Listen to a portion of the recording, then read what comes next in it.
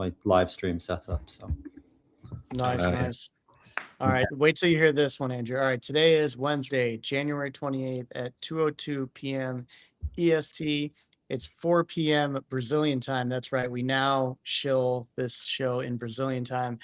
And that puts it at 7 o'clock, just after 7 p.m. UTC for all of our friends across the pond. Today we have with us Andrew from Block Shoals. Joined us a few times here. Dear friend of ours, partner of ours over at Cayenne. Welcome. How are you? good. Very glad to be back. I think this is maybe my third time back. Yeah, I was gonna say I think it's third. Yeah. Excited to talk vols, talk shit like we usually do. First time of the new year. Yeah. Am I your first in the new year? No, first time you're back in the new year. So usually we got a pretty good Rolodex rolling every quarter, trying to add some new guys. Like next one we'll have the Velo data guys on.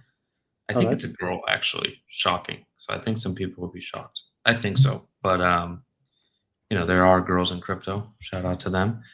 And we'll be bringing some new guests on, carrying out through the whole year, and trying to bring everybody some good content, more focused on, for me, like long form writing and streams. That's my goal this year on the media side. Yeah, I know people really appreciate your long form stuff, right? Especially the macro stuff you touch on. People have been loving that. People love that, dude. We got like 7,000 email signups and like 3,000-4,000 actually click it and open it. It's pretty good. Like open rate is pretty insane. Yeah, that's tough. That's a sizable chunk. I think because it's from me, it's more organic, if that makes sense, right? Like it's not like, oh, here it's behind a paywall. Like we give it out. If you want to put up your email, you can. Yeah. We do the group, we do the Twitter, we do leaderboard trading.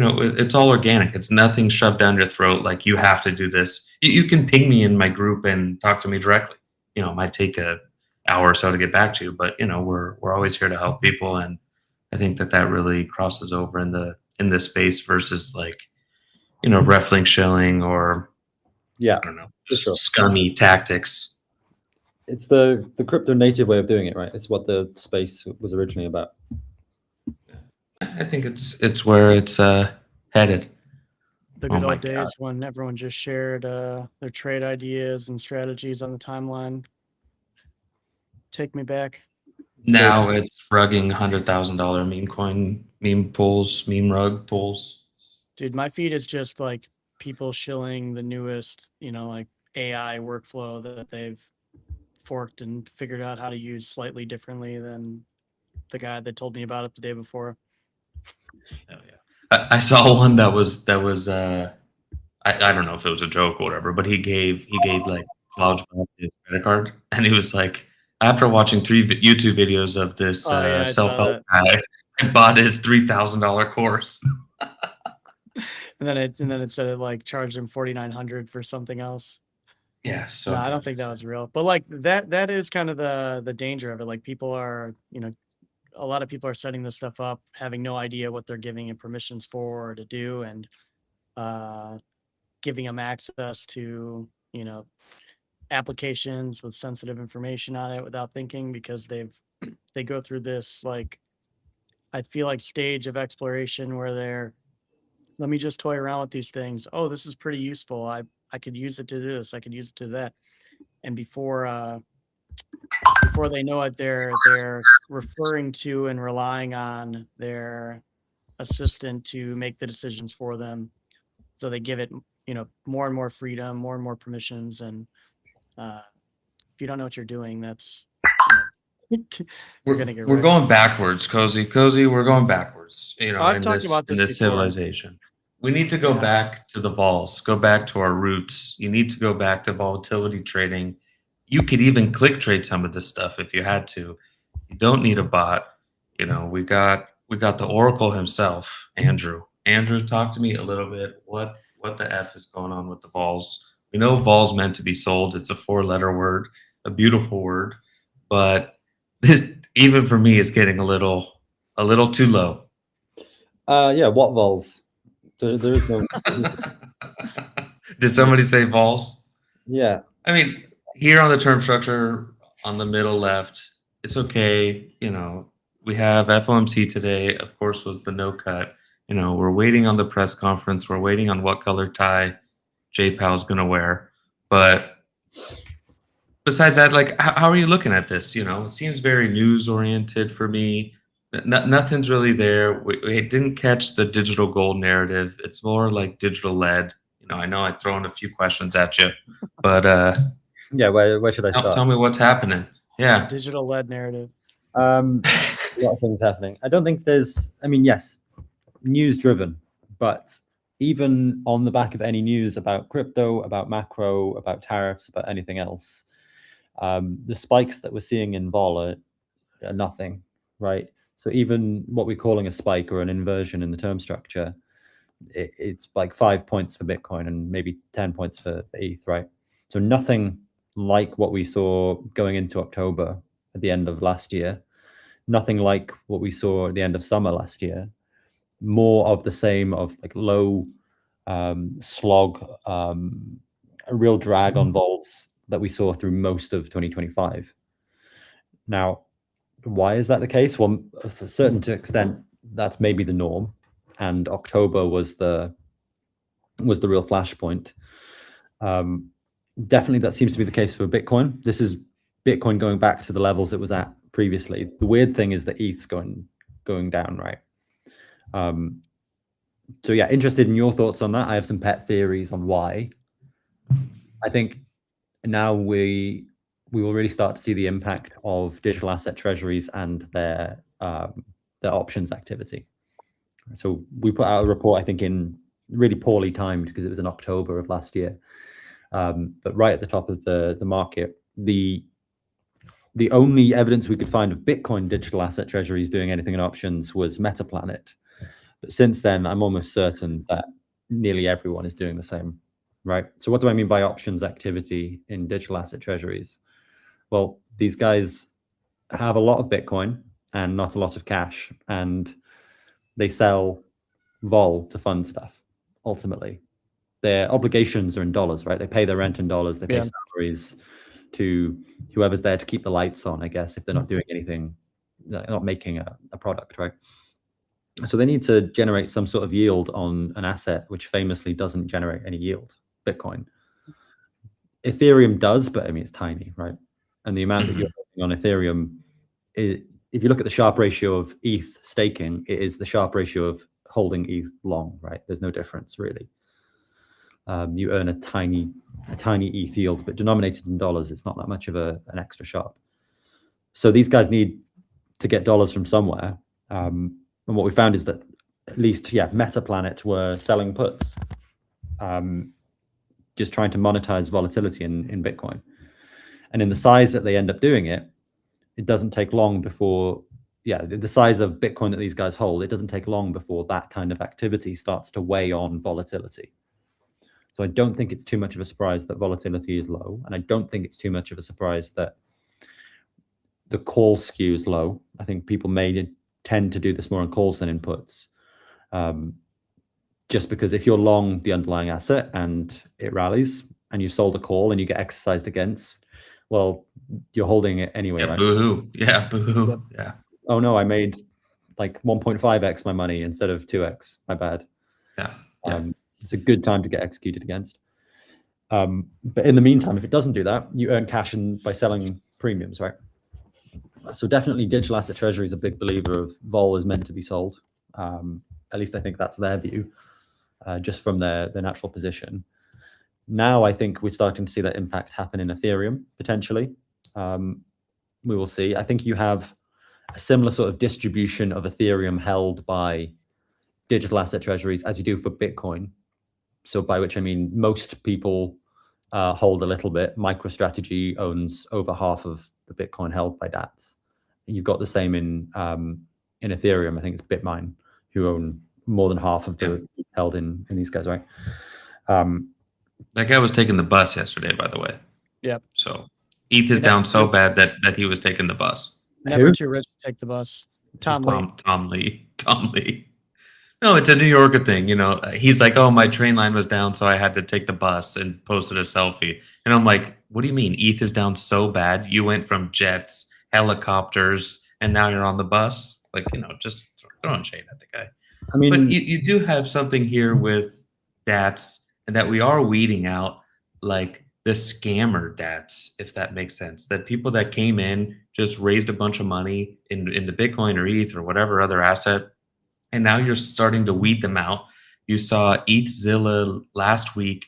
They bought like 2 jets or 2 jet engines, so I guess 1 plane, and they're tokenizing jets and shit like this with ETH that they had to sell. They sold like 114 million USD worth, and now they're pivoting. We're not seeing, outside of Bitmine and outside of Tom Lee and Saylor, we're not seeing like purist holders as much. I still think we have a little bit to weed out on the scammer DATs. I certainly wouldn't put ETHZilla in the scammer DAT point of view. Maybe that's controversial. Look, these guys need to differentiate themselves from each other somehow, right? There are ways to hold Ethereum now through regulated funds that aren't public companies, right? And even of those, there are so many. I think it makes sense what these guys are doing. These guys are trying to find value in the Ethereum network beyond just holding the token and staking it, right? Yes, they're holding the token, and yes, they are staking it. But I think what they're doing speaks to a much larger narrative of stuff that we really back as Block Shoals, which is real world asset stuff. That's what we think is going to be a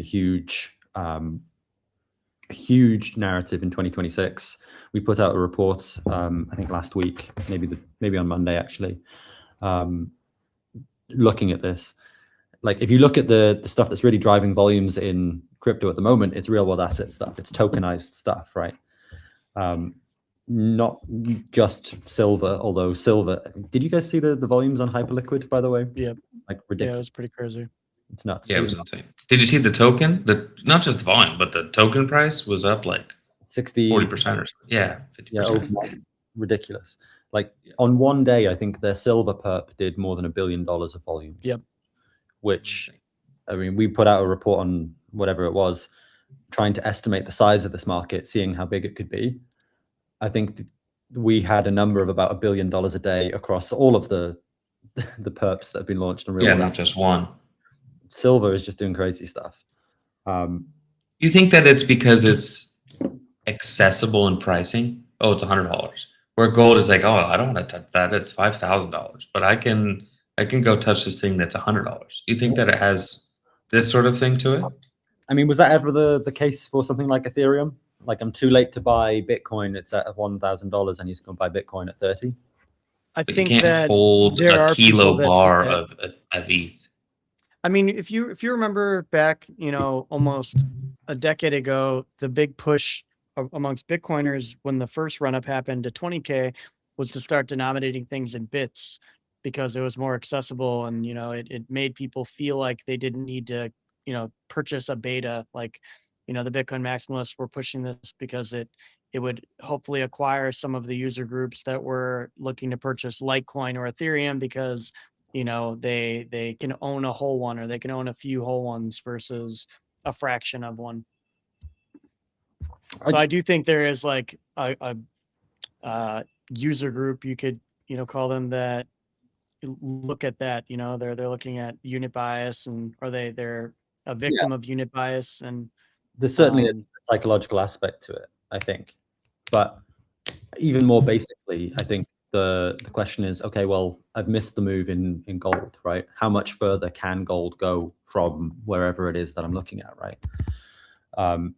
Looking at gold and thinking, well, silver hasn't moved yet. I'll get into silver first and ride that up. People are saying the same thing about copper now, right? I was just gonna say that. Yeah, I was gonna say, yeah, you definitely have the water falling, that kind of happens where, oh, I missed this move. What's the beta of that? Or what's the other metal, that hasn't moved yet? Maybe I catch that move because, precious metals are hot right now.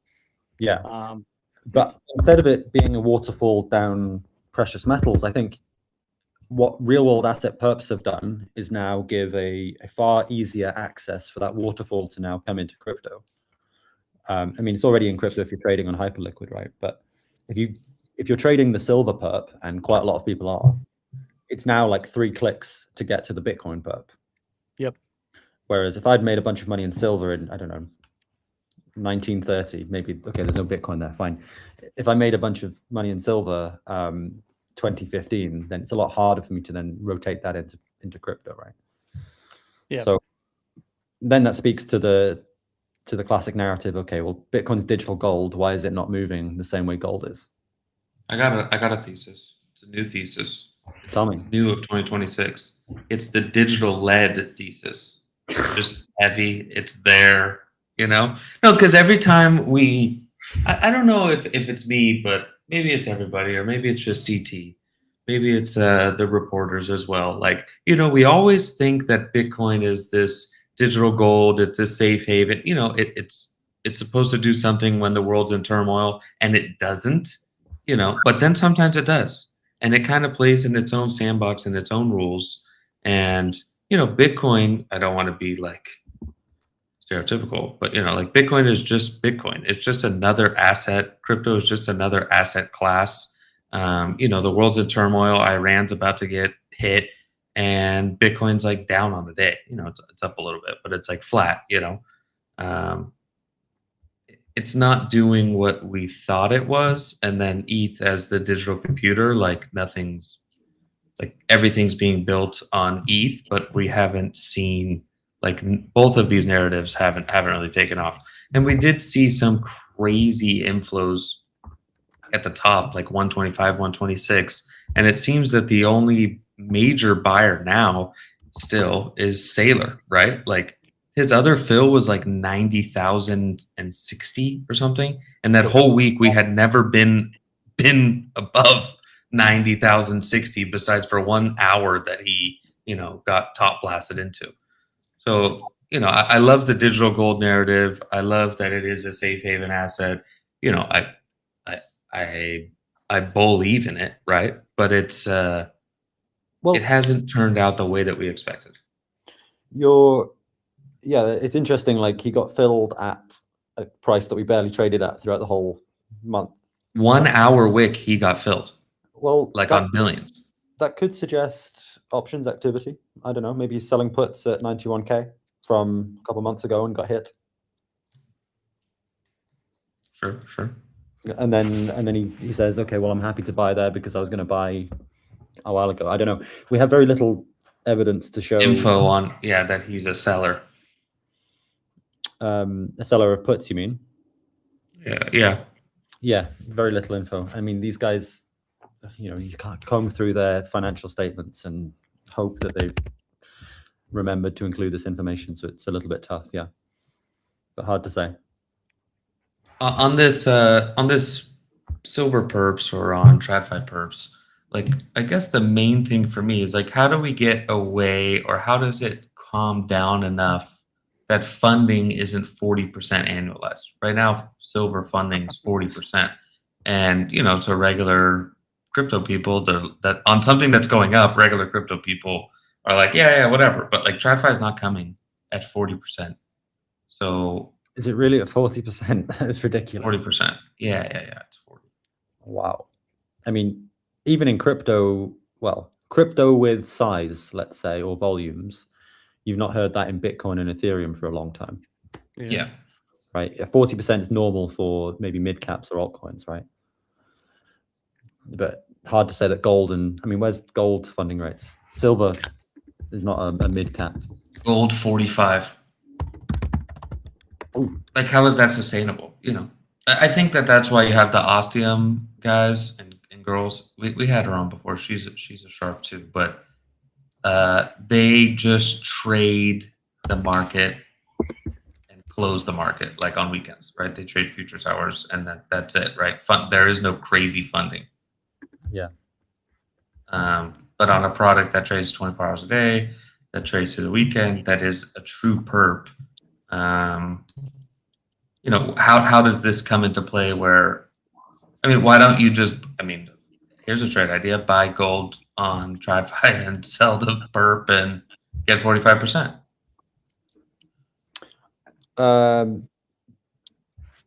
Yes. It's Or- risk-free, right? It's almost risk-free.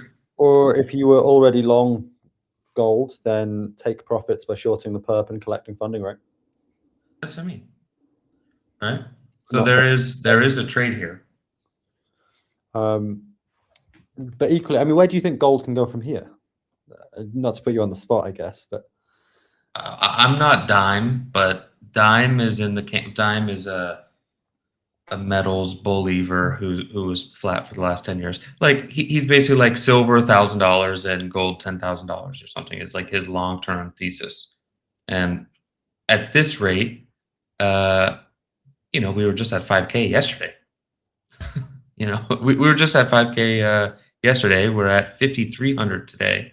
If it does keep going up, be careful as it comes down. But you also have to look like I pulled it up earlier. I forgot exactly what it was. It was like from 2K, right? It's only up like 160% in like a few years, in like 2 years. Like it's up mega, sure, for a metal and something of that market cap, but when we look at returns, like it's only up 160% over 2-3 years, where something like SanDisk is up 100% this month. Of course, you can always look at other things for different returns, but we're talking about gold, and it's up only 160 something percent. Like where could it go? I don't know, 6K, like 6-7K on some ridiculous blow off top. But you also have to look on why we're moving like this, right? People are getting scared of what's going on in the world.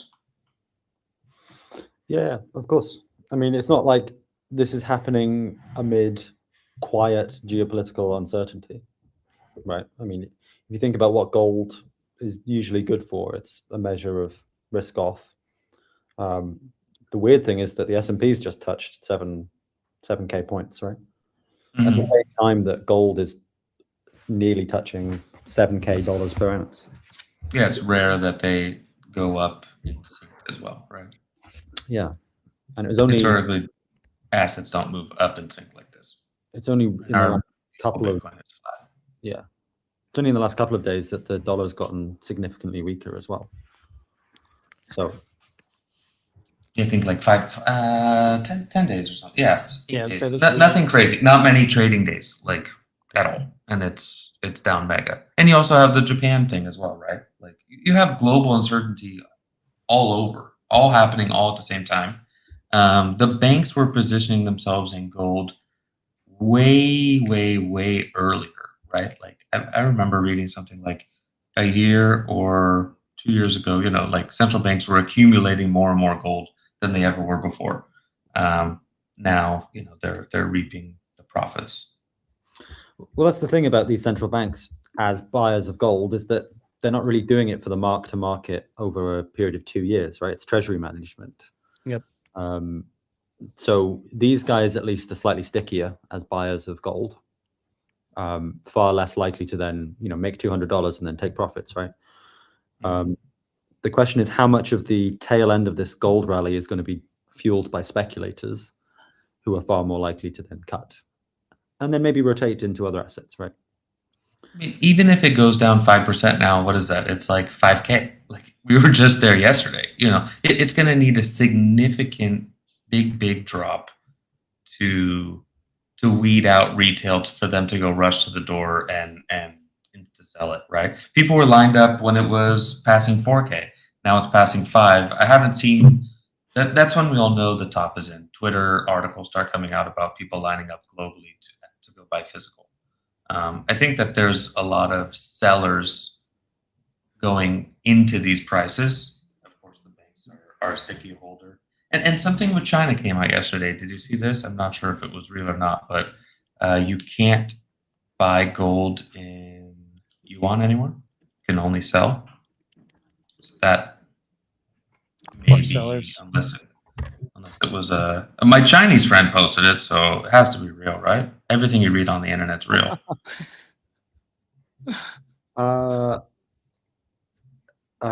Yeah, source this. Source, my I friend. made it up. Twitter. My Chinese friend. My Chinese quant made it up. Hmm. Dude, they really have to figure out Twitter's search. Her name's Molly, and when I look at Molly, it's just like OnlyFans girls. It's like that's not what I want. The person that I follow, name Molly. If you're listening, Nikita, please fix. So Molly from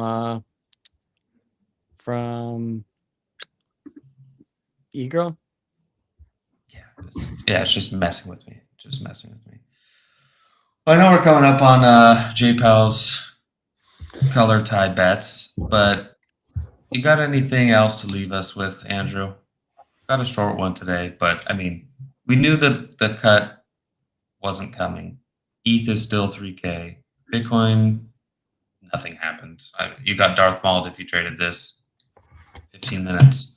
Yeah, you give me 3 minutes, 2 minutes to plug everything that we do. Please. Yeah, I think the biggest thing I want to share is Can you the talk about the oracles? oracles. What do you want to know about? That? Are you able to talk about them? Am I saying too much? Which part? We do a lot of stuff in oracles. The option, like volatility ones. Yeah, so we're a provider of Oracle implied volatilities. So we push that on chain from volatilities we calibrate to options prices on a number of centralized and decentralized exchanges. I think at some point, I haven't checked recently, we were powering about 80% of the options volumes that go through DEXs. We do a bunch of other stuff in oracles as well, including Oracle data that we do for perps. So starting with crypto, we do all the obvious, all the big names, very quick to list. And I think we're also looking at doing some real world asset stuff. I think we have a couple of indices that we'd like to launch perps on as well, or have someone launch perps on. Stuff like our risk appetite index, our we have a volatility index very similar to the VIX. That is a prime candidate for perp launching. And we've also launched, outside of oracles, we were pushing an AI linked backtester. So essentially plugins to ChatGPT, to Claude, to our backtesting engine that we use in-house, the stuff that I'm using for hedge fund clients. Watch this space. I think maybe, too early for us to launch fully, but this is some exciting stuff that we're doing. When is the Blockshoals Vault going to go live? Where you use the AI quant, the AI backtester, and tell it to make no mistakes, and it never will. Well, I asked ChatGPT to make money and not lose money. So that's my prompt. And I'll share my full AI workflow in a Twitter long form post. Yeah, lose no money and make no mistakes. UltraThink 70,000. UltraThink. You are my quant. Yeah, you are the quant. You want max thinking 70,000 tokens. Mint me USDT, and it does. That's my prompt. No, I think the thing with AI, I mean, I know we're pulling it tight here, but the thing with AI is how you prompt it, how you talk to it, and that's not talked about enough. One of Cayenne's founders, DK, is probably the best AI prompter known to man. He should become an AI prompter in his second life. It's how you talk to it, how you engage with it, and how you prompt it, not just one word answers, fix this, do this, make no mistakes. Yeah, agreed. I mean, that's how I prefer to be talked to as well. You get better results out of it. Same. Well, we'll get you back on. You should come on. We do a weekday show too, Monday, Wednesday, Friday. That's more open, less structured. We talk about furniture sometimes. We talk about vol. Which office chair do you sit on? How many chairs do you sit on at once? All the good stuff. You have a furniture show, is what you're telling me. We do. We have a furniture hour. We have a metals hour. We have a vol hour. Just depends, It keeps the... When there's nothing going on in crypto, you got to find some other things to talk about. Somehow, yeah. All right. No, I'd love Happy trading, Andrew. I hope to see you soon. we literally had a whole show on furniture last time. I feel like we touched on crypto for like 5 minutes and then we just talked about chairs. Which leads me to the question, Andrew, what chair do you sit on? Whichever one's free. There we go. It's a good answer. Do you have any Aarons? Are you an Aaron enjoyer? Herman Miller enjoyer? I have no idea what you're talking about. What is that? Best answer. Best answer. Best Answer answer. given. It's the office shirt that you PSYOP. see in every trading floor desk. It's a TradFi PSYOP. I see. Yeah, Sitting in one now. everyone that if a big bank is on your resume, you sit in an Aaron for sure. 100%. Damn. All right, Andrew, I know you got to go. Thanks for coming on, making it quick. Yep. Peace. Cheers, Yep, guys. always appreciate it. Thanks for coming. We'll see you all back on Friday. Adios.